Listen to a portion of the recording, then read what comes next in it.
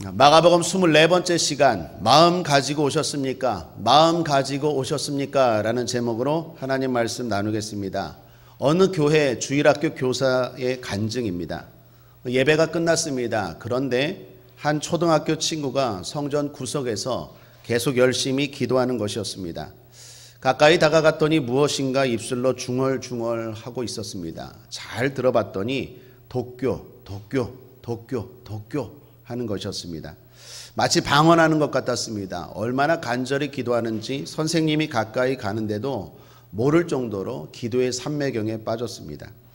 기도가 끝날 때까지 기다렸다가 조심스럽게 물었습니다. 너 뭘 위해서 그렇게 간절히 기도했니? 도쿄 하던데 그게 뭐야? 그랬더니 그 친구가 하는 말이 이번에 시험을 봤는데 중국의 수도를 묻는 질문에 도쿄라고 잘못 썼다라는 거예요. 분명히 베이징인 걸 알았는데 시간에 쫓겨서 실수했다라는 거예요. 그런데 이번 시험 잘 보면 엄마가 상 준다고 했다라는 거예요. 그래서 하나님은 무엇이든지 들어주시니까 간절히 기도했다라는 거예요. 그 문제 맞게 해달라고. 그래서 하나님 앞에 도쿄 계속 예배가 끝나고도 기도했다라는 거예요.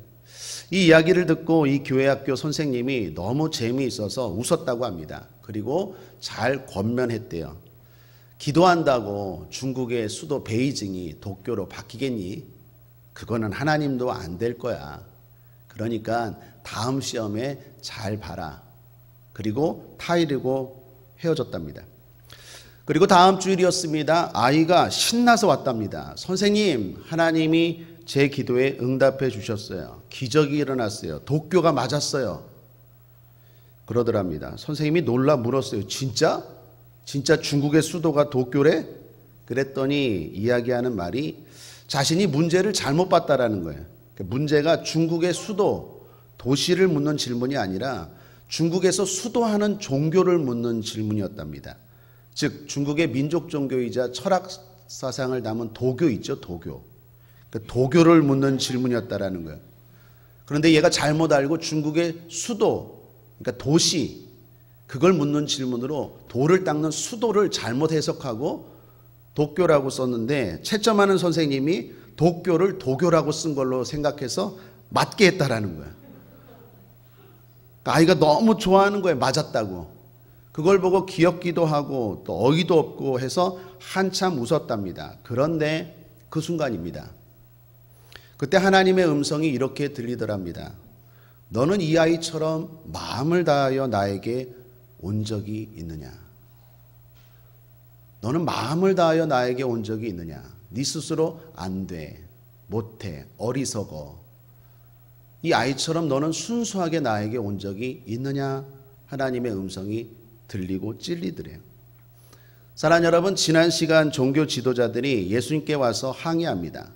당신의 제자들이 전통을 지키지 않아 더럽다는 것입니다. 그때 주님이 더럽다, 너희가 더럽다 하면서 더러움의 규정을 해 주시죠. 더러운 것은 마음이다.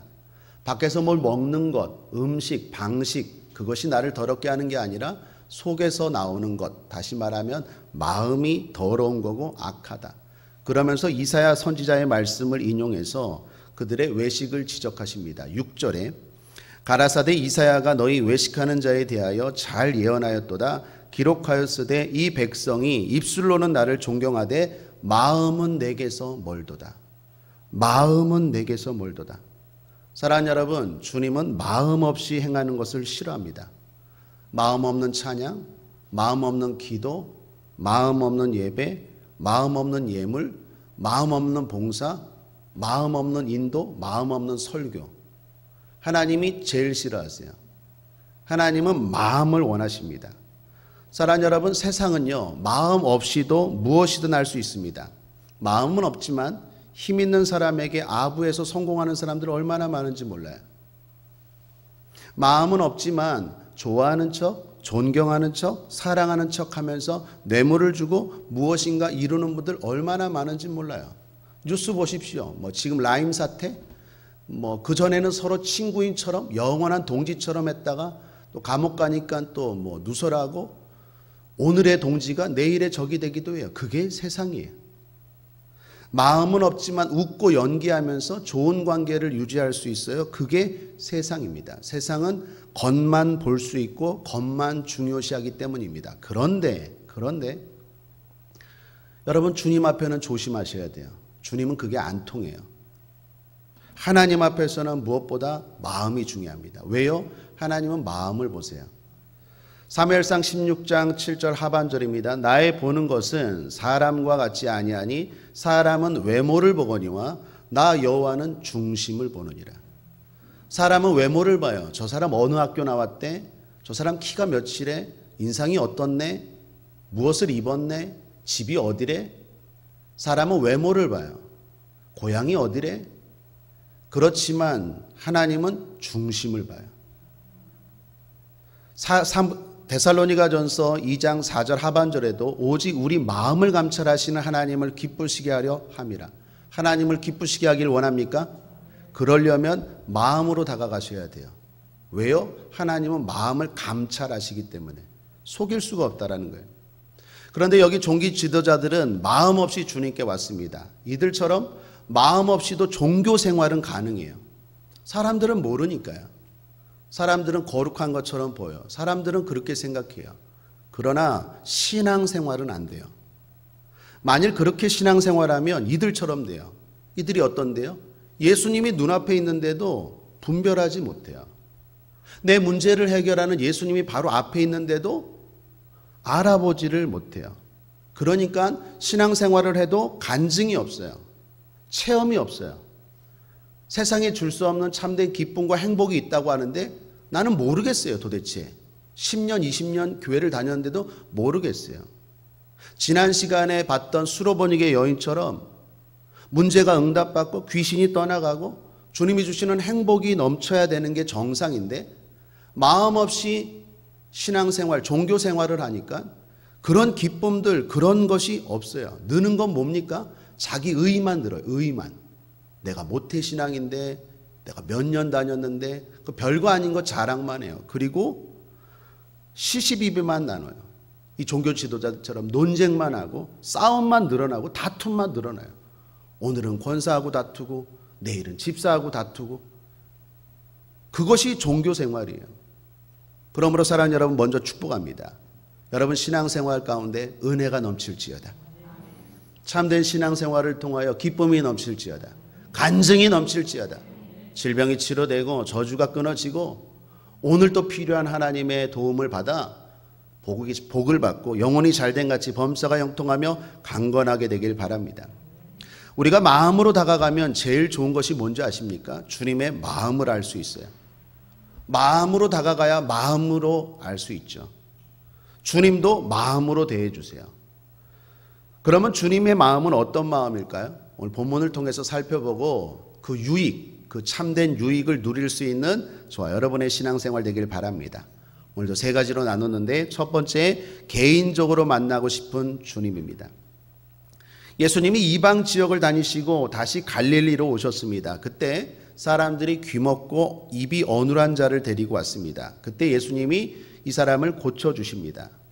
그런데 고치신 사실도 중요하지만 여기 고친 방법을 잘 보셔야 돼요. 성경이 그것을 자세히 기록하고 있습니다. 일단 먼저 따로 데리고 가세요. 33절입니다. 예수께서 그 사람을 따로 데리고 무리를 떠나사. 여러분 왜 그러셨을까요? 개인적으로 만나고 싶은 거예요. 이게 주님의 마음이에요. 주님은 우리를 1대1로 만나길 원해요. 100명 무리로 만나고 군중으로 만나는 게 아니라 나랑 개인적으로 만나길 원해요. 그게 주님의 마음이에요. 우리가 함께 예배드리지만 여러분 한 사람 한 사람 주님이 만나길 원하세요. 그것이 주님의 마음이에요. 주님의 치료 방법을 통해서도 알 수 있습니다. 주님이 이 사람의 귀에 양 손가락을 집어넣으십니다. 이 사람은 오직 볼 수만 있어요. 그것은 무슨 말입니까? 지금 내가 너를 고치겠다라는 사인을 주신 거예요. 뿐만 아니라 땅에 침을 뱉으셨대요. 여러분 이 또한 마찬가지입니다. 이게 당시에 치료하겠다는 표시예요. 당시에는 치료 방법으로 침을 많이 사용했습니다. 오늘날도 뭐에 물리면 어떻게 합니까? 침 바르죠. 그 당시 때는 침 바른다는 게 하나의 치료 방법이었어요. 이 사람은 볼 수는 있어요. 예수님이 침을 뱉었어요. 지금 뭐 합니까? 내가 너를 지금 고쳐주려고 해 라는 것을 가르쳐 주는 거예요. 뿐만 아니라 그 사람의 혀에 손으로 만지십니다. 귀만이 아니라 네 혀까지도 내가 고쳐줄 거야 라는 사인을 주신 거예요. 왜 그러실까요? 인격적으로 대하는 거예요. 가만히 있어, 내 치료해 줄게, 이게 아니에요. 너 힘들지? 그 사람에게 지금 인격적으로 한 존재로 대하시는 거예요. 그래서 구구절절 설명하시는 거예요. 설명할 필요가 없는 분이 설명하시는 거예요. 요한계시록 3장 20절에 보면 내가 문 밖에 서서 두드리노니, 하나님이 두드릴 필요가 있어요? 칼바르트 신학자는 말하기를 두드리시는 하나님. 여러분, 예의 바른 하나님이래요. 우리의 삶 가운데 그렇게 하실 필요가 없는 분인데 우리를 그렇게 존대하시고 우리의 삶에 찾아오십니다. 뿐만 아니라 고친 순서도 보십시오. 주님은 처음에 귀에다 손을 대십니다. 그렇게 하지 않고 만약에 처음부터 이 사람 혀를 만지려고 했다면 어떻게 했을까요? 아마 놀랬을 거예요. 이 아버가 뭐 하는 거야? 이 사람 볼 수는 있거든요. 또한 침을 뱉지 않으면 어땠을까요? 뭐 하는지 몰랐을 거예요. 하나하나 지금 주님이 이 사람을 한 존재로, 한 인격적인 대상으로 대하고 있다라는 것입니다. 사랑하는 여러분, 교회가 놓치지 말아야 될 게 이거고, 그리고 주님이 무엇보다도 우리를 그렇게 대하고 있는 줄 믿습니다.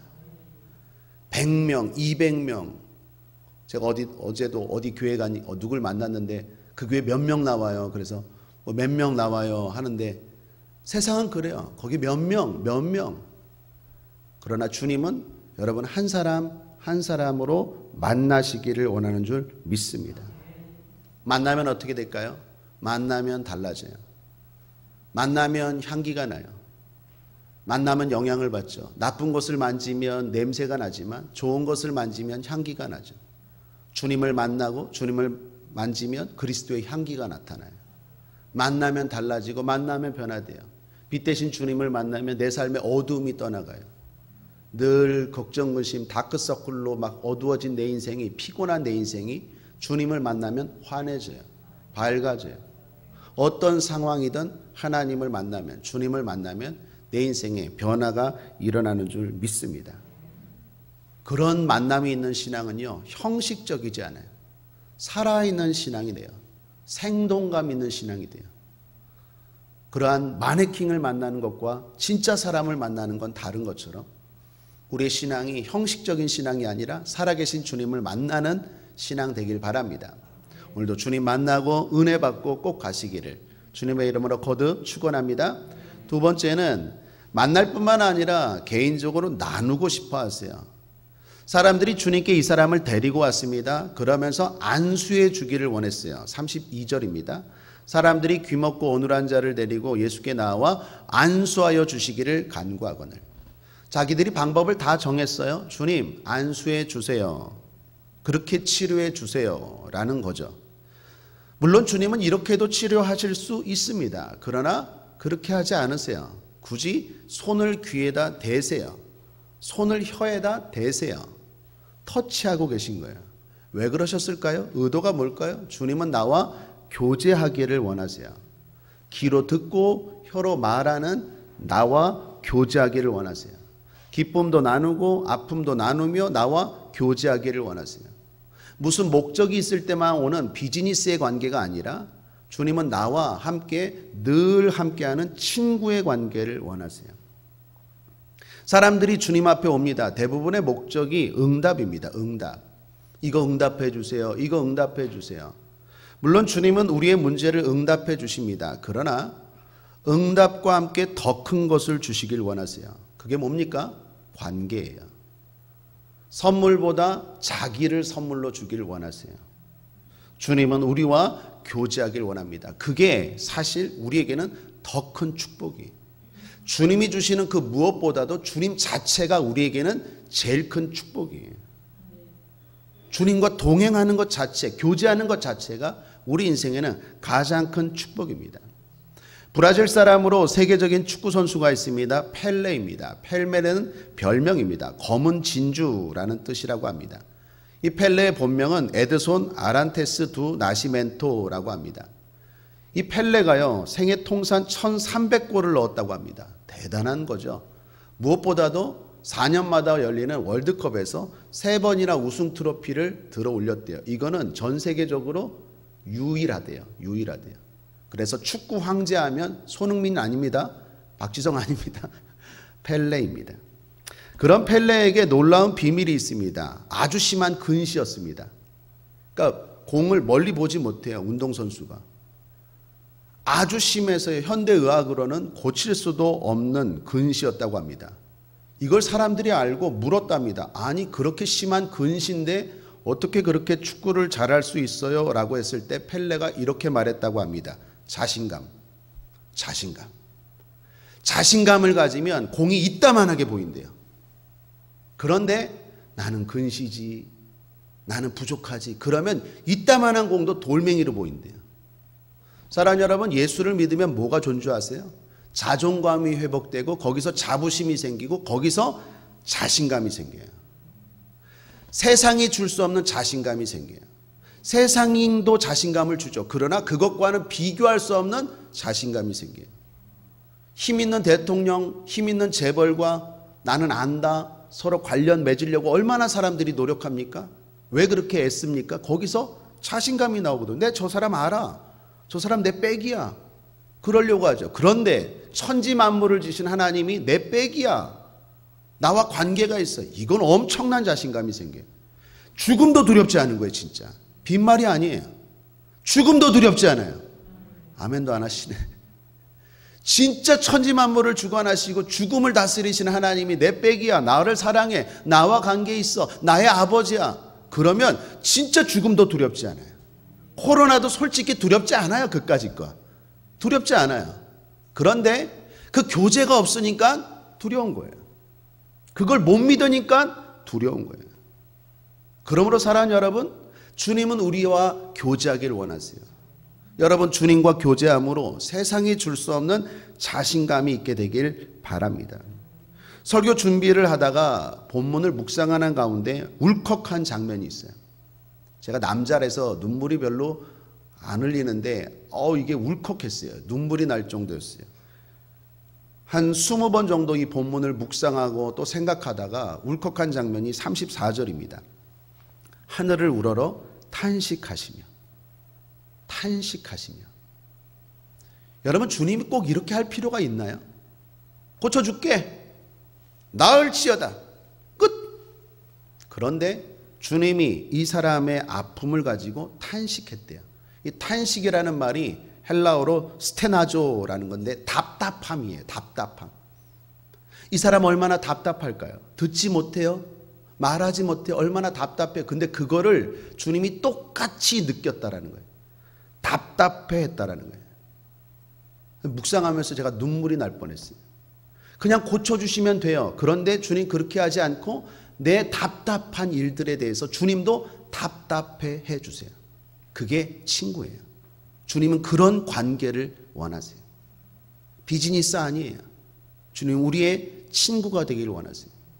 아리스토텔레스가 유명한 격언 가운데 이런 거 있죠. 불행은 진정한 친구가 아닌지를 가려준다. 불행이 닥치면요, 친했던 친구도 다 떠나가요. 사업이 잘 될 때는 막 다 친한 친구지만 사업이 망하면 다 모른 척하죠. 주님은 우리가 불행해질수록 더 가까이 하세요. 주님은 우리의 진정한 친구이십니다. 함께 탄식하세요. 지금 시편 기도회를 하고 있습니다. 시편에 다윗이 많이 등장하는데 다윗을 보면서 도전받는 것이 있습니다. 그게 하나님과의 교제예요. 다윗은 크든 작든 슬프든 기쁘든 늘 하나님과 교제예요.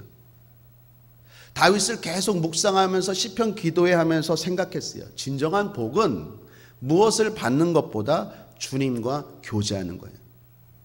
여러분 한번 따라할까요? 제가 유인물에 썼는데 선물보다 선물을 주신 이가 교제하는 것이 더 큰 선물입니다. 선물보다 선물을 주신 이와 함께 교제하는 게 진짜 더 큰 선물이에요. 건강이라는 선물 받으십시오. 물질이라는 선물 받으십시오. 그러나 그것만이 아니라 주님은 자기 자신을 주길 원하세요. 그 주님과 교제하길 바랍니다. 그러려면 마음으로 오셔야 돼요. 마음으로. 이 초반에 설교했던 그 아이처럼 순수한 마음으로 오셔야 돼요.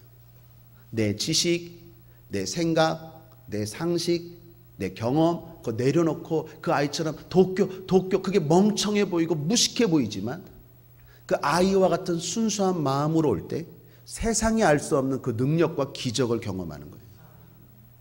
마지막 세 번째로는요, 개인적으로 복 주고 싶은 주님입니다. 이제 주님은 이 사람을 고칩니다. 사랑하는 여러분 모든 삶에 하나님의 고침이 있기를 주님의 이름으로 축원합니다. 고쳐질지어다. 그러면서 주님이 에바다 하십니다. 34절 함께 한번 읽어볼까요? 시작. 하늘을 우러러 탄식하시며 그에게 이르시되 에바다 하시니 이는 열리라는 뜻이라. 에바다, 성경이 뜻을 설명해 줍니다. 열리라라는 뜻입니다. 주님 왜 이렇게 하셨을까요? 에바다, 이 에바다라는 말은 성경에서 여기만 등장합니다. 주님은 다른 방법으로도 이 사람 치료할 수 있을까요? 없을까요? 있죠. 다른 곳에서처럼 대부분의 환자에게 내 병이 나았도다, 아니면 내 죄가 사함받았도다, 이렇게 할 수도 있어요. 아니면 그냥 말씀 안 하고 그냥 이렇게 치료하실 수도 있어요. 그런데 왜 에바다 하셨을까요? 제가 묵상하면서 여기에 두 가지 축복의 메시지가 있다고 생각해요. 오늘 설교의 결론입니다. 이 말씀 붙들고 여러분 에바다 축복합니다. 하나는요, 주님은 우리의 삶에 전체적으로 열리기를 원하시는 분이에요. 주님은 우리의 모든 것들을 여시는 분이라는 거예요. 단순히 귀와 입만이 아닙니다. 이 사람을 답답하게, 스테나조, 탄식하게 하는 그 모든 것을 여시는 분이 예수님임을 보여주는 거예요. 사람이 막히면 힘이 들죠. 피가 막히거나 돈이 막히면 어떻습니까? 힘이 들죠. 숨이 막히거나 길이 막히면 어떻습니까? 힘이 들죠. 막히면 힘이 들어요. 막히는 건 결국 고통입니다. 그러므로 주님과 통할 때, 주님이 열어주실 때 우리의 고통, 그 통이 사라진다라는 것입니다. 여러분 삶에 뭐가 여러분을 답답하게 하십니까? 오늘도 뭐가 그렇게 여러분을 탄식하게 하십니까? 주님이 열어주십니다. 에바다 하시는 분인 줄 믿습니다. 그러므로 먼저 축복합니다. 예수 이름으로 여러분의 삶이 열릴지어다. 열릴지어다. 답답하게 하는 모든 것이 열릴지어다. 관계의 문이 열릴지어다. 건강의 문이 열릴지어다. 물질의 문이 열릴지어다. 은혜의 문이 열릴지어다. 열릴지어다. 단순히 우리를 치료만 하는 것이 아니에요. 아, 예수님이 몇천 년 전에 그냥 어떤 사람, 귀먹고 말을 못하는 사람 치료하셨대, 이 얘기가 아니에요. 예수님은 이 사람을 치료한 사건을 통해서 내가 누구인지 주님이 가르쳐 주시는 거예요. 너희들 답답하지? 스테나조 탄식하고 있지? 뭐 때문에 그렇게 꽉 막혀서 답답하니? 나는 열어주시는 분이야. 에바다 하시는 분이야. 그러므로 사랑하는 여러분, 주님 안에서 열어지는 은혜가 있게 되기를 거듭 주님의 이름으로 축복합니다. 또 하나, 주님은 말씀의 귀가 열리기를 원하신다라는 것입니다. 믿음의 입이 열리기를 원하신다라는 거예요. 여러분, 귀가 열리고 입이 열리면 궁극적으로 어떻게 될까요? 눈이 바뀌어요. 다시요. 이 중요한데, 이 사람은요, 볼 수는 있었어요. 그죠? 볼 수는 있었는데 귀가 먹었고 입이 벙어리였어요. 어눌했어요. 그런데 귀가 먹고 입이 어눌하면 어떻게 됩니까? 보는 게 달라요. 다르게 보고 다르게 해석하게 돼요. 이 사람은 아마도 귀가 다치고 입이 다쳤기 때문에 보는 것마다 부정적이에요. 안 그러겠어요? 보는 것마다 비관적이에요. 보는 것마다 시기, 질투, 미움, 냉소, 그러니까 악하게 보는 거, 악한 것만, 나쁜 것만 보는 거예요. 왜요? 귀가 막히면 그래요. 입이 막히면 그래요. 여러분, 인생은 보는 것이 중요합니다. 어떻게 보고 무엇을 보느냐가 대단히 중요해요. 이게 오래전 일인데 미국과 캐나다 양국에 걸쳐 큰 폭포가 있죠. 뭐죠? 나이아가라. 나이 드신 분들은 꼭 거길 가셔야 돼요. 웃지도 않으시네. 나이아가라. 그 폭포가 있는데 그 폭포가 미국과 캐나다 양국의 큰 문제였다고 합니다. 이 폭포 때문에 홍수가 자주 일어나서 농업에 큰 피해를 줬어요. 그런데 어떤 한 사람이 공무원인데 이 폭포를 다르게 봤어요. 저 힘을 이용하면 안 될까? 그리고 댐을 만들었어요. 그랬더니 농업을 파괴하는 파괴력이 농업을 살리고 양국의 국가를 살리고 관광지가 되는 생명력으로 바뀌었어요. 그게 나이아가라 폭포예요. 여러분, 뭘 말합니까? 이게 한 사례인데 똑같은 것을 봐도 어떤 사람은 장미를 보지만 어떤 사람은 장미에 있는 가시를 본다고 하죠. 사람은 뭘 보느냐, 어떻게 보느냐에 따라서 완전히 인생이 달라져요. 그런데 귀가 막히고 입이 막히면 늘 부정적인 것만 봐요. 삐딱하게 봐요. 안 좋게 봐요. 주님이 귀를 열었어요. 주님이 입을 열었어요. 그 말은 궁극적으로 네 눈이 바뀔지어다. 눈이 바뀔지어예요. 여러분, 말씀의 귀가 열리길 바랍니다. 믿음의 입이 열리길 바랍니다. 그러면 세상이 다른 게 보여요. 하나님의 손길이 보여요. 하나님의 일하심이 보여요. 하나님의 함께하심이 보여요. 천국이 보여요. 왜 나는 안 보일까요? 귀가 닫혔어요. 귀가. 들을 귀 있는 자는 들을지어다. 귀가 닫히니까 입이 닫히고 입이 닫히니까 보는 게 달라져요. 늘 가정을 봐도 지옥같이 보여요. 늘 세상을 봐도 나쁜 것들만 보여요. 그런데 주님이 귀를 여시고 입을 여시니까 세상이 달라게 보여요. 천국이 펼쳐져요. 행복이 보이고 기쁨이 보이고 희망이 보여요. 그러므로 사랑하는 여러분, 축복합니다. 말씀의 귀가 열릴지어다. 들을 귀가 열릴지어다. 믿음의 입술이 열릴지어다. 능력의 입술이 열릴지어다. 희망의 입이 될지어다. 살리는 입이 될지어다. 에바다 열릴지어다. 말씀을 정리합니다. 제가 다윗 기도회 하면서 설교 짧게 하기로 결단했어요. 말씀 짧게 하고 기도 많이 하는 게 능력이더라고요. 전할 건 다 전했어요. 여기서 이제 더 살을 붙이느냐 안 붙이느냐 이제 그거는 뭐 여러분 수준에 다 할 거고 이제 기도할 거예요. 일단 말씀 정리하고요. 주님은 우리의 마음을 원하세요. 주님 앞에 마음으로 나가셔야 돼요. 그분을 마음으로 대하면 형식적인 종교 생활에서 탈피하여서 역동적인 신앙 생활이 됩니다. 세상이 알 수 없는 주님과의 교제의 삶이 펼쳐져요.